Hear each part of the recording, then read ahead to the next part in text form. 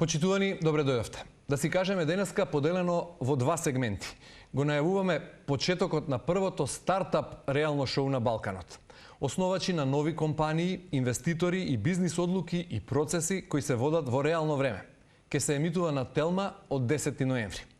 За The Founder Games, малку подоцна во ова издание, прво за од вчера, а и се уште актуелната вест број 1 во светот. Зохран Мамдани, новоизбраниот градоначалник на Њујорк. Во емисијата треба да го вклучиме нашиот Лука Павичевич, стипендист на Харвард, на еден од најдобрите универзитети во светот, студент на трета година на Факултетот за историја и политички науки. Лука, ако се слушаме и гледаме, поздрав од студиото на Телма во Скопје. Како е во САД? Поздрав Горан, мило ми е што ве гледам и ве благодарам на поканата. Да, и веднаш да почнеме, спомнав во најавата, вест број 1 во светот е Зохран Мамдани се уште не се симнува од, ако можам така да речем, насловните страници. Меѓутоа, што ја прави неговата победа историска, освен фактот што тој е првиот градоначалник муслиман на еден од најголемите градови во светот? Токму така, веста за неговиот избор навистина одекна низ целиот свет. Мене ми беше интригантно да видам дека реагира и моите пријатели од Македонија, и во Македонија се коментираше неговиот избор, а се разбира коментираа и моите пријатели тука, односно моите пријатели американци. Голема работа е неговиот избор, се разбира голема и функцијата што тој ја презема. Но пак е нели интересно зошто луѓе надвор од САД би се заинтересирале толку многу за него. Се разбира, Њујорк е можеби најпознатиот град во САД, дефинитивно е најголемиот и е самото срце, самото средиште на американскиот па и на глобалниот капитализам, на финансиските пазари и на берзата. Веројатно и заради тоа што, како што рече, не само што е еден од најголемите градови во САД, метрополис во кој живеат луѓе од разни вери и нации, повеќе од 8,5 милиони жители и повеќе од 60 милиони туристи и посетители во текот на годината, главен административен финансиски центар, и некаде прочитав со неверојатни повеќе од 120 милиарди долари годишен буџет. Дали е таа сума точна? Не ме чуди дека градоначалникот располага со толкав буџет, бидејќи Њујорк, се разбира, мислам, самиот град е машина. Изборот на Зохран Мамдани е историски од три аспекти, јас би кажал. Првиот аспект го спомнавте вие, тоа е неговата религија. Првиот муслиман кој што ќе ја преземе таа функција, неполни 30 години по настаните од 11 септември, што можеби е најтрауматскиот настан во современата американска историја. Значи, од тој аспект, се разбира, нели човекот не бил поврзан за тоа, меѓутоа да се надмине таквата предрасуда, таквата историја, таквата скепса е голема работа и покажува дека за неполни 3 децении од тие случувања се случила голема промена и еволуција во сваќањата на граѓанството таму. Вториот историски факт тука е впрочем тоа што тој е имигрант. Не е роден во САД. Роден е во Уганда. И знаете, како резултат на британската империја и британската колонизација на Африка, всушност голем број на индици, тој е индиец со муслиманска вероисповест, биле населени низ африканските држави. Кенија, Уганда, Јужна Африка и така натаму. И всушност неговите родители водат потекло од таму и како млад човек, како дете, е преселен во САД, односно првиот имигрант градоначалник на Њујорк. Значи, нешто како Шварценегер што беше гувернер на Калифорнија. Третата работа што можеби е најважна од политички аспект е тоа што е вториот градоначалник кој што себе се декларира за демократски социјалиста. Да ја има оваа функција во Њујорк. Значи, станува збор за градот срце и средиште на американскиот капитализам, а имаме градоначалник сега кој што јавно во текот на својата победа, во победничкиот говор, го цитираше Јуџин Депс, кој што бил претседателски кандидат почетокот на 20 век во САД, кандидат на Социјалистичката партија на Америка. Знаете, за демократските социјалисти во САД, кои ќе ги видиме нивните политики, европејците често си мислат дека тоа се само обични социјалдемократи, бидејќи бараат бесплатен јавен превоз, бесплатно здравство, што нели во Америка не е државно здравството, и така натаму и така натаму. Таму и да, политиките можеби нам ни делуваат умерено или нешто што веќе сме го имале долги години, меѓутоа припага дефинитивно на една многу по-лева и по-социјалистичка, политичка па и интелектуална струја, односно традиција, ако сакате. Филозофските влијани негови се доста леви. Да, и на оваа одлична мини анализа што ја направи за кусо време, јас би се надоврзал само со уште нешто што овде нам ни остави впечаток, а веројатно и таму на американската јавност уште повеќе, а тоа е што целата кампања, прво стануваше збор за релативно непознат човек во американската политика, некаде прв пат слушнавме за него минатата година ова време, кога се номинираше во рамки на неговата партија и се огласи дека има сериозна намера да се впушти во трката за еден од најбитните градови во САД, а потоа цела кампања водеше една реторика во која се прокламираше себе си како еден од клучните ривали на американскиот претседател Доналд Трамп. Па недоразбирањето меѓу нив двајца е многу отворено и очигледно.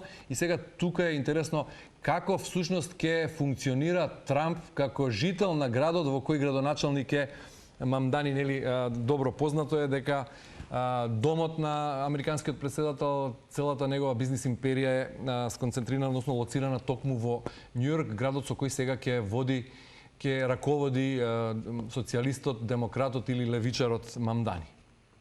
И нели познатата Трамп кула е на Петата авенија во Њујорк. Вака, американскиот политички систем, за разлика од нашиот, не е парламентарен, туку председателски. И понатаму политичките партии не функционираат на таков начин да имаат еден дефиниран лидер кој што нели ја води партијата по сите прашања.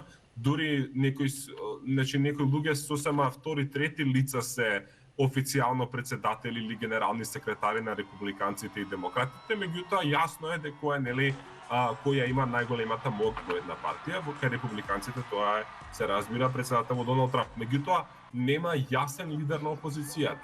Еве кога земам Македонија за пример, нели ситуацијата е јасна. Христијан Мицкоски како лидер на ВМРО ДПМН е премиер, Венко Филипче како лидер на СДСМ е пратеник и лидер на опозицијата моментално. Во оваа моментално. смисла за која зборуваш сега, може ли Мамдани до следниот председателски изборен циклус во 2028-та да се наметне себе си во рамки на својата демократска партија како можеби следниот председателски кандидат на демократите, ако при тоа веројатно има успешна градоначалничка кариера, ако успее да реализира дел од своите ветувања кои се прилично тешки во американското општество, бидејќи човекот ветуваше бесплатен јавен превоз, поголема социјала, замрзнување на кириите, како тоа би се спровело во пракса е малку Накусо гора нема да може, што и да направи нема да може да биде председателски кандидат на демократите, бидејќи уставот на САД ги резервира првите две највисоки функции во државата, односно председателот и подпредседателот,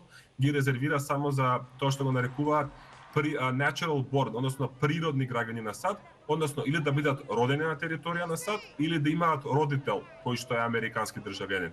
Бидејќи Мамдани е роден во Уганда, ниту еден од неговите родители не бил американски државјанин кога тој се родил, он е всушност натурализиран граѓанин на Америка и како таков не може да ја извршува највисоката функција во државата.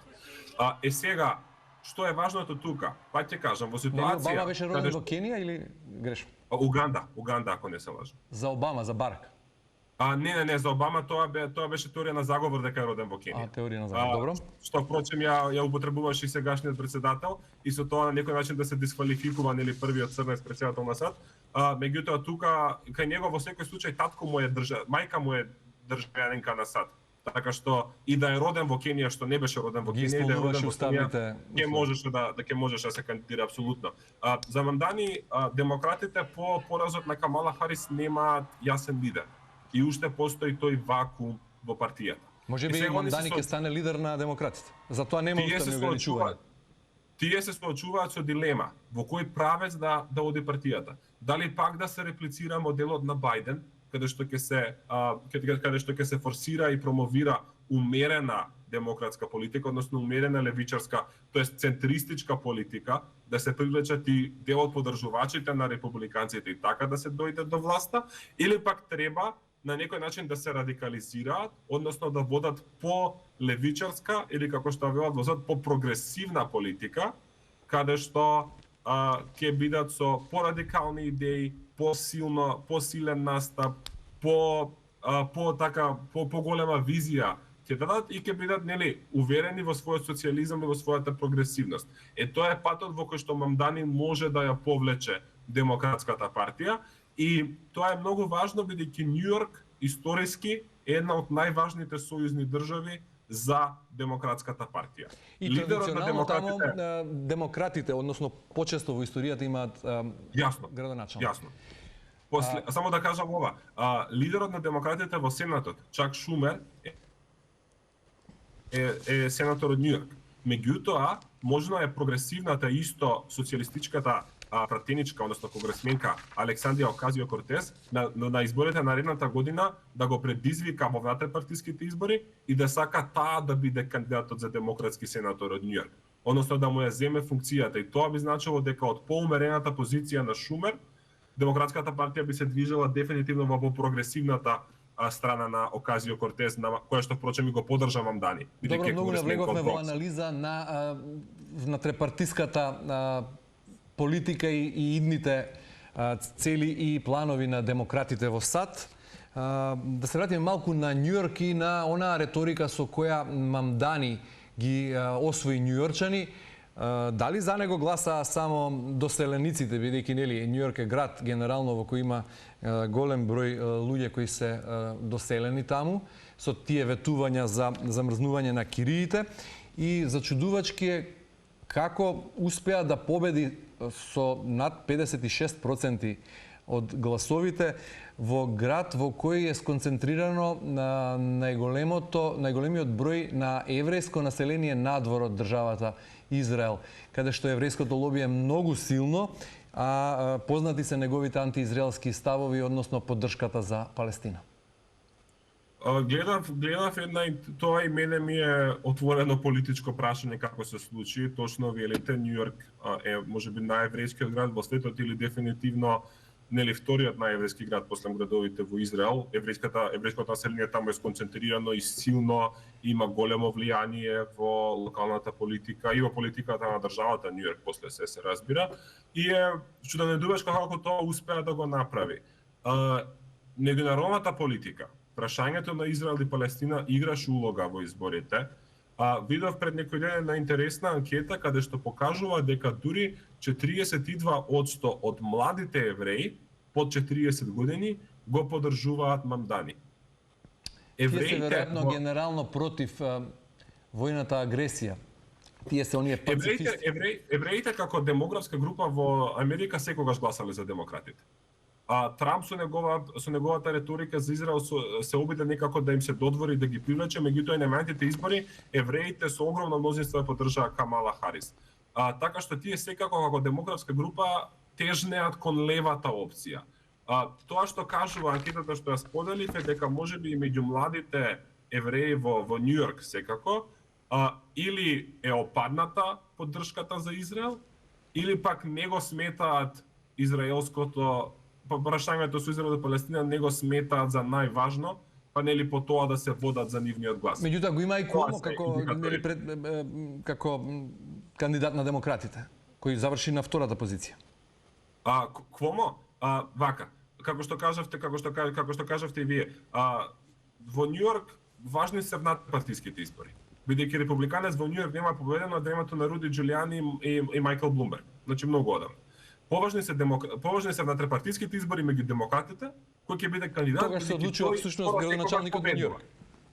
Да, апсолутно. Во летото се случи Мамдани да го порази Куомо, кој што е поранешен демократски гувернер на Њујорк, кој што сега се кандидираше за градоначалник. Тоа велам, како евреите не гласаа за него, туку за Мамдани. Тука е она што малку не збунува, велиш и за тебе е како на некој начин политички прашалник се уште.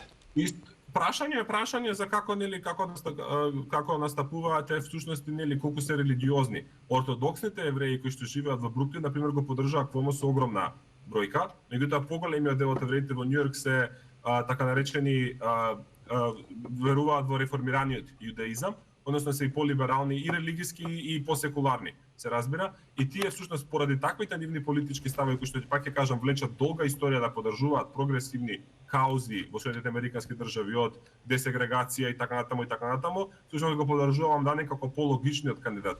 Најголемиот проблем за Куомо беше тоа што него го следат голем број на корупцијски скандали и обвинувања за сексуални така, поради што и самиот се повлече нели пред неколку години. Добро, Лука, многу интересна дискусија, меѓутоа мора да привршуваме, па би сакал за крај да ти поставам уште едно, односно две прашања во едно. Кои од ветувањата предизборни на Мамдани делуваат реални и американската јавност, односно њујорчани, очекуваат да бидат исполнети со оглед на тоа што станува збор за релативно функционален град, односно нерелативно град кој добро функционира, живее 24/7, меѓутоа има своји предизвици, се разбира. И од друга страна, што велат твоите колеги на Харвард, да речеме, како тие го доживуваат овој избор на Мамдани? Што се зборува низ кулуарите, во кафулињата, на факултет, во амфитеатрите? Ајде да почнеме со второто прашање. Демократите тука, односно моите колеги кои што се демократи, сите се радуваа вчера поради изборот на Мамдани и славеа. Републиканците нормално беа разочарани и мислам дека искрено стравуваат за еднината на Њу Јорк, бидејќи избраат демократски социјалист за градоначалник. Така што Америка, како што прочем и секоја друга земја по тоа политичко прашање, си е поделена и реакцијата доаѓа од тоа на која партија припаѓаат или со која партија се симпатизираат. Што се однесува на ветувањата, па ќе кажам, да се сетиме на претседателските избори лани. И една од критиките откако беше поразена Камала Харис беше не може левицата да им зборува на луѓето дека тие сега треба да се ангажираат и активираат, да ја одбранат демократијата или да одбранат слободата или некој поголем филозофски концепт, кога они одат во продавница и не може да се дозволат најпрости, наједноставни, најнужни намирници, не може да се прехранат. И всушност Мамдани со неговите ветувања ја врати материјалистичката димензија на политиката. А тоа се во 3 прашања во Њу Јорк. Првото ветување беше ќе отворам 5 продавници, по едно во секое од четвртите на Њу Јорк, каде што државата, значи јавна државна продавница, ќе продава храна со ограничена маржа. Односно, основните намирници за луѓето да може да се прехранат, ќе бидат поевтини во тие државни продавници. Тоа може да го оствари, реално? Такво нешто имавме во Југославија. 5 продавници не се голема работа и би било интересно да се види како ќе се оствари тоа и како ќе се одигра, дали ќе го има тој ефект. Меѓутоа, дефинитивно, инфлацијата во Америка е успорена, меѓутоа што се однесува до цената на намирниците, повторно е силна. Цената на храната е доста висока. Добро. Втората работа што е материјални продавници со ефтина храна. Што друго? И како ја врати материјалната димензија во политиката, што е нужно за секоја левичарска политичка опција, е тоа што во Њу Јорк многу малку луѓе може да си дозволат да си купат стан, куќа или местото каде што ќе живеат. Значи Њу Јорк е град на подстанари. Луѓе кои што им плаќаат кири. Тој вели, ќе ги ограничам кириите. Нема да можат газдите да ги зголемуваат многукратно. И во град каде што мнозинството плаќа кирија секој месец, јасно е кого би поддржало. Но кои аргументи му стојат, односно кои инструменти му стојат на располагање со оглед на тоа што Њу Јорк е дел од едно либерално општество, либерален капитализам, каде што овие мерки не знам како би се спровеле во пракса. Државна интервенција, закон, мораториум, Советот на Њу Јорк може да помине да донесе подзаконски акт и така да го оствари тоа. Сака дефинитивно повеќе да употребува државата во економијата по интервенционистички пристап и вели ќе изградам 200.000 нови социјални станови и куќи. Значи, наместо само да се зборува за проблемите, тој сака да ги реши на материјалистички начин и ќе видиме дали е тоа начинот на кој што левицата може да се врати во сад. Во секој случај ќе биде интересно и согласно најавите од Доналд Трамп дека ќе го намали, односно дека сосема ќе го запре федералното финансирање за Њу Јорк ако победи Мамдани. Трамп беше дециден во тоа, да, ќе видиме и таа политичка игра како ќе се действува. Мислам дека тука станува збор за политичка калкулација. Трамп сака да ги представи демократите како радикална партија, прогресивна, социјалистичка и со тоа да им ги намали гласовите на национално ниво. Меѓутоа, исто така да не преувеличуваме со неговиот избор, во Америка во наредните парламентарни избори скоро да не се случуваат. Значи има претседателски избори на секои 4 години и избори за Конгрес на 2 години. А сега тие 2 години што се наоѓаат нели на сред мандатот се нарекуваат midterms. Во таквите избори меѓу во изборите што се случуваат меѓу два претседателски циклуса, многу е вообичаено, малтене секогаш се случува владеачката партија да изгуби на тие избори. И затоа поразот на републиканците сега, вчера, односно нели оваа година, не треба многу да не изненадува, туку тоа е очекувана политичка пракса во историјата на САД. Да, впрочем и некои анализи велат дека ете Трамп си најде нов внатрешен непријател на кој ќе може да се фокусира во наредниот период, а тоа ќе биде Зохран Мамдани. Лука Павичевиќ, како што реков, нашиот студент на Факултетот за политички науки и историја на Харвард, ти благодарам многу за ова вклучување и за оваа анализа во денешното издание, да се каже. Ви благодарам и јас вам. Поздрав. Почитувани, останете со нас, како што најавив, следува многу интересна тема, куса пауза и почнуваме веднаш.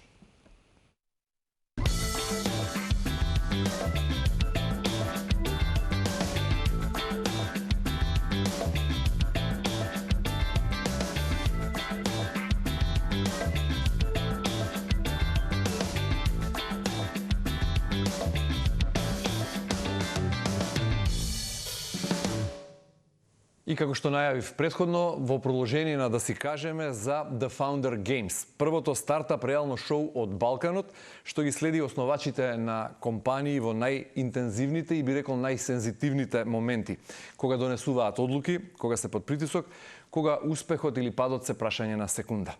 Шоу што веќе го привлече вниманието на Sony Entertainment и беше забележано на Канскиот фестивал. Со нас се тројцата креативци кои стојат зад овој проект: Сања Митровска, креаторка на шоуто, Трифун Ситниковски, режисер, и Петар Младенов, менаџер на продукција. Добре дојдовте во студиото на Телма. Добро ја најдовте. Сања, бидејќи ве најавив како креаторка на ова шоу, ќе почнем со вас. Што ве испровоцира или инспирираше и како се роди идејата за да го создадете како идеја и потоа и да го реализирате The Founder Games? Да. Баш ме испровоцира. Тоа е добар збор, бидејќи тргнавме од мака. Како секој предприемач, најголемите иновации, така и Founder Games, потекна од проблем кој што ние како нетворкер, компанијата што е собственик на Founder Games, што е основав пред 7 години, се соочивме со проблем нашите основачи, не само во Македонија, туку во целиот Балкан, од ден нула не мислат глобално. Се соочивме со проблем да може да ги споиме со светските пазари на инвестиции, со инвестицијски капитал и така натаму, затоа што не бидејќи нема доволно финансиски средства, има и тоа многу, особено Европски инвестицијски фонд за оваа цел сака да вложува во Балканот и Југоисточна Европа, но основачите не се доволно спремни, не мислат глобално од ден нула и нивните продукти амбицијата недостасува. Посакуваат да биде нешто на Балканот, па после ќе видиме ќе се шириме на развиените пазари како скандинавски пазари, Америка и така натаму. И ако може да преведам, сакавте да ги инспирирате новите генерации на предприемачи, младите стартап бизнисмени да направат поголем исчекор, да не делуваат само во Македонија и да не мислат на бизнис само дома, туку на бизнис глобално. Токму така, и најдобар начин за инспирација не е со дополнителни финанси или со маркетинг, туку со избор, и тоа го направивме, на 20 предприемачи од 15 држави, се од Полска до Турција, значи XU просторите, па и пошироко Романија, Полска, Турција, Грција, Кипар и така натаму. Избор на 20 и покажување на вистински примери од нашиот регион предприемачи, како тие ги развиваат нивните продукти, како тие ја кршат таа бариера, glass ceiling, што се кажува на англиски, и додека тие го прават тоа, ние да го прикажеме на следната генерација на предприемачи да научат низ пример, а не низ зборови. Затоа е без скрипта шоу, зборувам unscripted, не знам што би било македонскиот превод на нашето шоу. Така, ќе зборувам и со режисерот и со продуцентот. Уште едно прашање за вас на почетокот. Првата сезона е готова, 10 епизоди од понеделник на Телма. Да. Зошто токму на Телма имаме таква чест? Еве првото реално стартап шоу да оди на Телма, ќе се емитува секој работен ден од идниот понеделник почнувајќи. Да. Мора кажам, тоа е доста драга телевизија за мене, бидејќи е една од телевизиите што нема турски серии. Нашата публика, јас ја доживам Телма како телевизија за интелектуалци. и особено сум голем фан код емисијата. Баш очекувам и водена е од женска личност, што е уште повеќе значајно за мене како женски предприемач и интелектуалци. Современа телевизија и мислам дека баш нашата публика, оние луѓе на кои што сакаме да влијаеме, се тука. Така. Трифон, зад камерата, нели? Да. Како режисер, познат во македонската јавност и по други авторски режисерски дела, меѓутоа во оваа нова улога како се снајде, како успеа да се режира шоу создадено на некој начин без сценарио, без шминка на реалноста, нешто што треба да ја долови токму спонтаноста, нели, друг предизвик за режисерите кои обично нели работат по сценарио, по книга. Да, тоа беше интересен момент дека зад камери седевме постојано и цело време се гледаше онака во екрани на што ќе се случи сега, што ќе се случи. И тука мислам дека тој е интересен момент на работење на вакво шоу. Идејата беше да го представиме колку што е можно посиров целиот елемент на подготовка и пичирање и сите оние да речем предизвици со кои што се сретнуваат предприемачите. Меѓутоа сепак тоа да биде нели во одредена структура на, знаеш, да не се изгуби оној забавниот елемент во буквална смисла на ентертејмент, бидејќи сепак е реално шоу. Така што во секој момент кога ќе се случи некаква драма, нешто што не е очекувано, некаков пресврт што не мислиме дека мислам што не сме ни мислеле дека ќе се случи, беше многу забавно од страна на продукцијата, мислам од страна на продукцијскиот тим. И не беше воопшто лесно, Петар, кога веќе ја спомна режисерот продукцијата, за да се направи едно обично снимање потребна е добра организација, кога станува збор за една ваква организација, не само балкански рамки, туку и европски рамки, многу учесници, голем број предизвици. Како изгледа тоа да се испродуцира? Тоа изгледа, гледаш, ми е победена малку брадо. Голем стрес или задоволство? Нема место за задоволство. Задоволството и стресот во оваа сфера која си, тоа пошто ние сме прв пат во оваа сфера, тоа што го научив е дека задоволството и стресот во оваа индустрија многу заедно. Корелацијата е многу блиска и кога ќе видиш сето што си го испланирали, кога ќе дојдеш на сет и кога ќе видиш баш нешто не испланирано кога што се случува и можеш да реагираш во истиот момент, тогаш доаѓаат тие убавите сладки моменти кои што сега се смеем, ама тогаш баш и не ни беа баш нешто драги. Имаше и ситуации кои што испадна непромислени, на пример, не знам, гостин ти откажува кој што треба да го имаш епизодова. Како пошто имаше челенџи кои што предизвици кои што требаше да имат интеракција со некој од фирме, по фирме откажуваат. Па имаш у последен момент лифт кај што имаше една епизода кај што лифтот не работи од таа страна или па снегова струја. А ти според распоред мораш да одиш. А треба да размислувате глобално, а не локално. Не за лифтот, туку за нешто поголемо, така да тие предизвици беа сега се гледаат сладки, до тоа време беа малку така по-проблематични, ама се снајдовме, да ти кажам, искрено тоа многу добро. На тука е истиот момент на бидејќи сепак се работи 4 камери имаме, ги снимаме постојано, овакви моменти излегуваат и се во глава ние, окей, сепак се работи за такмичење, каде што не смееш никако, ништо од ова не смее да влијае на резултатот. И да се забележи на крај. И на самиот резултат на успехот на предприемачите, така што беше доста интересен стрес што не сме го имале до сега. Така и за да се снимат тие 10 епизоди, колку време потрошивте, односно колку време се работеше првата сезона и еве повторно веројатно беше главен предизвик од режисерски аспект да се успее да се фати таа вистина, таа емоција на предприемачите, таа секунда кога донесуваат одлуки, кога се под притисок, без притоа да ја нарушите нивната интима. Сепак сме луѓе кои нели си имаат своја аура и свој простор. Така е, да. Шоуто се снимаше, мислам дека 28-30 дена, нешто така. 28 снимачки дена, ама во период од 5 месеци. Така е, да. Со тоа што овдека не ги броиме додатните кадри кои што се снимани во студио за Во Македонија е снимано? Во Македонија, да.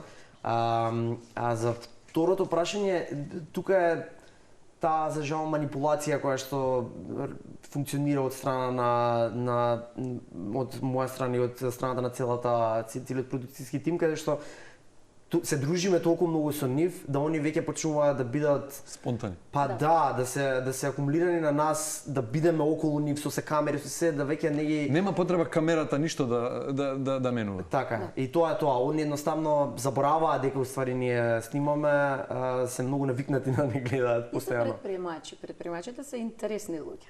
За мене сето ова стресно искуство е многу Бидејќи и нормално. самата вие сте Да, предприемач. Да, и е многу нормално да се случуваат во последен момент нешта.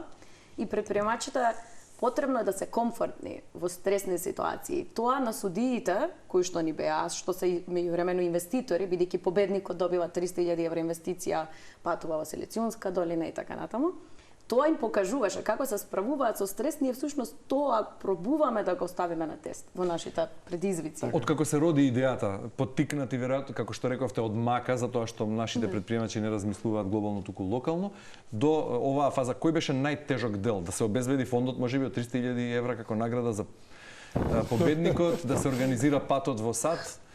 Најтежок момент беше се ги донесовме сите. Замислете, скоро 100 луѓе долетавме во Скопје. Од секаде на Од светот. 16, од 18 па и земји, судиите не и ги бројам, судиите, да. судиите се од Америка имаме, значи не се од секаде се, Дубај. Едва успеавме, ги долетавме сите, баш тој првиот ден замаглен ни беше дури аеродромот. И тоа што беше смешно е што 2 дена после тоа дознавме дека ние изгубивме $150.000. Како Конкретно сума, изгубивме дел од нашето финансирање. Поради тоа што беше подкрепена на некоја иницијатива поврзана со USAID. А во тој момент дознавме тоа во јануари дека USAID е стопиран. Ние веќе сите ги имавме тука. Тука се јас со мојот тим се собраа да ни закажат стресен состанок во стрес соба, а ние потпишавме договори со стартапите, со членови И дојде инвеститори. Трамп. И се случи Трамп. Да. Добро. И тоа што кажа, тоа што и на нив им кажав тогаш и тоа што затоа викам предприемачи, прво јас сум предприемач пред се, а и сите околу нас. Кажав ние не можеме да застанеме. Ова мора да се случи. Луѓето се тука, имаме асет, тоа би значило средство, тука се стартапите. Тие се тие од кои што ние всушност имаме сопствеништва на тој начин, бидејќи позади сето ова е акселерацијска програма. Да, всушност целата приказна спојува повеќе сфери. Да. Инвестиции, стартап, емоции, медиуми. Кога станува збор за медиумски производ, реков во најавата, и сакам уште малку, неколку реченици интерес за вас, односно на Кански фестивал, веќе се имаше и Sony Entertainment покажало интерес. Не само Sony Entertainment, имавме со IT, со едно со 6 најглобални најголеми играчи. Добро, IT нека да бенда. прочитав нешто за Кан, ама не Да, знам што. во веројатно. Кане, значи тоа и бевме со состанок со Sony Pictures, со Benny Jack, кој што е светска, француска светска глобална продукцијска куќа, имавме заедно со ITV состанок од таа страна, после тоа имавме и со Paramount, имаме со Warner Bros, кои што исто се нели познати во Со филмска Small World, индустрија. сопственици на Да, Shark Tank. на во Shark И Tank. кога станува збор за прикажувањето, премиерно на Телма, меѓутоа и на RTL Хрватски и каде уште во преговори сте со уште неколку Да, големи Војо. телевизиски куќи Да. и во регионот и во Бугарија. Да, Војо е всушност најголемата. Таа е најголема Онлайн така платформа. словачка веб платформа, онлайн платформа што ја има во потекнала од мислам Словачка. Нешто така. Словачка, Да, Словенија, во овие нешто сите со, да. држави. И имаме Player Plus, па таа има не знам во колку милиони семејства. Тоа е на Android Над телевизорите. 500 милиони семејства го Да. имаат како Player Plus. Да, бидејќи е на Around the world, англиски. така да на англиски цело. Може да се гледа Така да доста расширена ќе биде самата емисија. Добро, колку учесници вкупно рековте? 20 стартапи, тоа 20 значи 20 стартапи. основачи, да. 20 основачи, колку од нив се жени? Прашање кое го поставувам од аспект на тоа што вие како креатор сте жена, бизнисмен, предприемач, а во шоуто како специјален гостин или не знам како да ја наречеме, вие ќе дадете подобар опис. Лиора Каспи, израелска инвеститорка, бизнис менторка и експерт за развој на стартапи, се вклучува како ваша менторка таму, меѓутоа и како Инвеститор. специјален гостин Да. во втората сезона или Да. не знам како ја најавувате, Да, вие да, ќе ни да. кажете жените предприемачи, постојат ли уште бариери или урнати се сите бариери и нема лимити веќе? Да, тоа е мојата Во- болна точка, најкратко кажано, затоа што од 20 предприемачи ние немаме ни, па мислам дека 20%. Значи 4-5 Четири. жени, 4 Четири жени жени, имаме. Тоа значи е многу мал, значи буквално 20% се женски предприемачи во шоуто и тоа е реална слика на колку жени влегуваат во овој стартап свет и предприемништво, не е затоа што мажите не дозволуваат или Не мислам дека има бариерите повеќе доаѓаат од нашите системи на поддршка. Пример, јас бев претходно на економски факултет. Работев таму како асистент и беше многу тешко за мојот татко кога заминав од таму и одлучив да направам сопствена фирма како најдобра женска професија, универзитетски професор, како сега одеднаш сакаш да си предприемач, па се асоцира со нескромност, ако си предприемач, се асоцира дека не си скромен, дека градењето на профит и пари е, тоа зборувам од старото општество и најдобар начин да се влијае не е да им дадеме плюс поени на жените или подобри инвестиции, бидејќи тогаш им признаваме дека нешто им недостасува, што сакаме за следна сезона да направиме со господјата Каспи е да дозволиме на друг начин жените да имаме повеќе во шоуто преку нивниот нетворк градење на заедници и така натаму, за да може преку пример повеќе жени да прикажеме, за повеќе жени да имаме. Градење на едни рол моделс, тоа се идоли на следните генерации. Добри, велите, еве, вие самата ја уривавте таа бариера на стереотипи кои самите ги имаме како менталитет, како општество. Какви се новите генерации? Забележувате прогрес некаков или? Да, ние имавме пред оваа сезона Founder Games пилот сезона, таму победија жени. Таму победија жени на пилот проектот на Founder Games само во Македонија, што го имавме, тоа беше проба, така што имаме доста. Има напредок, се чувствува напредокот, но Ама ќе видите, не си во самата сезона ќе видите дека поголем дел од предприемачите се баш од 25 до 32 години. Не се тоа некои, например, постали поискусни бизнисмени кои што сега градат. Тоа е веројатно вистинската возраст за почнување собствен бизнис. Доста млади личности се во епизодата и доста млади личности имаат добри бизниси изградено. Ке имаме што да гледаме од понеделник. Сега уште малку, уште неколку минути за шоуто. Каква порака испракаме прво како Македонија со иницирање на ова шоу, како продукција, како и генерално каква порака испраќаме до младите што не гледаат и што ќе го гледаат The Founder Games на Телма, како нивна мотивација и инспирација да почнат собствен бизнис. Кои се главните поенти? Главната порака е секој, дури не е само младите. Јас би препорачала и луѓе што се одлични во својата професија, професионалци, но имаат некој глас во нив што им вика ама сакам да почнам нешто свое. Препорачувам да го гледаат шоуто, бидејќи ние, пример, постои популарно шоу Shark Tank, меѓутоа Shark Tank е само презентација како се добива инвестиција. Ние го покажуваме целото патување од 0 до 1, како некој да изгради стартап, како да почне од идеја, па таа да ја презентира на луѓе едноставно, па како да ги визира своите финанси, па како да спреми маркетинг кампања. Буквално низ пример ќе им покажеме како да го развијат ова нешто и низ многу интересни приказни кои што за на крај на денот да кажеме дека ние ги ставаме основачите во центарот, затоа што овој нов свет, свесно, со целата вештачка интелигенција, не тера да луѓето се плашат дека ќе изгубат вработувања заради вештачката интелигенција. И тоа не е далеко од вистината. Многу повеќе луѓето ќе треба да се самовработени, предприемчиви и ова шоу е всушност една од алатките кои што мислам дека ќе ги носат Треба да го таму. трасира патот. Да. Добро, останува истиот тим, веќе најавивте втора сезона и правите подготовки, иако не сте ги виделе ефектите од првата. Да. Веројатно уверени сте во успехот на првата сезона, нема дилеми, па оттаму Нема втора време за размислување. Добро, кога втора сезона, значи? Веќе се работи? Да, сега ќе отвараме повик за апликации, за Добро. да собереме апликации повторно од цела Југоисточна Европа, а снимањето значи би било некаде во април. Април мај. Емитување повторно. Значи услов за пријавување е да се има успешен стартап бизнис. Да се има бизнис кој што има некаков прототип. Значи тоа не мора да значи да е успешен, да има прототип, бидејќи во стартап светот тоа е треба да е иновативна идеја, но не може да биде успешен. Значи прво треба да се развие бидејќи е нешто иновативно. Значи дека само да има доказ дека некој го купувал. Сања, спомнавте дека сте вие основач или нетворкер и самата стартап жена предприемач. Што значи да се води бизнис? На овие години колку сати работа на ден како за крај? Тоа е начин на живот, животен стил. Така би го кажала. Така што мене ова е најголемата страст. Често пати еве со инвеститори сега и за ние како нетворкер собирам инвестиции и ме прашуваат добре за 5 години ќе направиш екзит. Тоа значи ќе фирмата, бидејќи се знае, треба да тоа се вика така да ја омажиш, да веќе да се продаде и да останеш со малцински сопственик. Што ќе правиш после? Мојот одговор на сите тие визуализации дека пак истото ќе го работам, затоа што мене ова ми е животен стил. Нова идеја со нов стартап. Да. И да поддржувам тогаш само јас би инвестирала во стартапи. Тоа е нешто што јас би сакала да го поддржувам, но како изгледа да се прави бизнес, буквално затоа и нашето лого на Founder Games е ролер костер.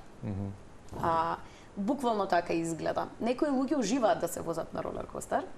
Разбираат дека значи. адреналин и чувствуваш дека одеш надолу. Те дува ветрот и само тогаш кога тоа ќе ти се случи, дознаваш дали си криран за тоа нешто или не. Не кога одиш нагоре, туку кога паѓа надолу, бидејќи си самоуверен дека ќе го преживеам ова и сега ќе продолжи. Тоа е бизнисот. Дали ги инспириравте Трифун и Петар да почнат со стартап или ќе си останете верни на своите матични професии, она што ве прави режисер, продуцент? Животот е долг, ништо не знаеме што има пред нас, така да ја не би одговорил на прашањето, затоа што, знаеш како, кога си во овој свет, сваќаш дека доколку имаш идеја, најбитно од се е да почнеш, ништо друго. Не знаеш дали ќе бидеш успешен или не, многу битна работа е првиот чекор. После тоа ништо не се знае. Значи, ако имаш идеја да не се плашиш да почнеш и да имаш веројатно малку храброст да се качиш на ролер костер. Да. Бидејќи не секој е скроен за големи дози на адреналин, нели? Па. Да. И да се забавуваш. Да се забавуваш. Многу е забавно. Добро, одлично. Сања, Трифун, Петар, ви благодарам многу и ви посакувам многу успех со шоуто The Founder Games. Ета, ние како медиумски партнери ваши се радуваме и стоиме за вас. Фала. Почитувани, останете на Телма, имајте убав ден и довидување утре во истиот термин.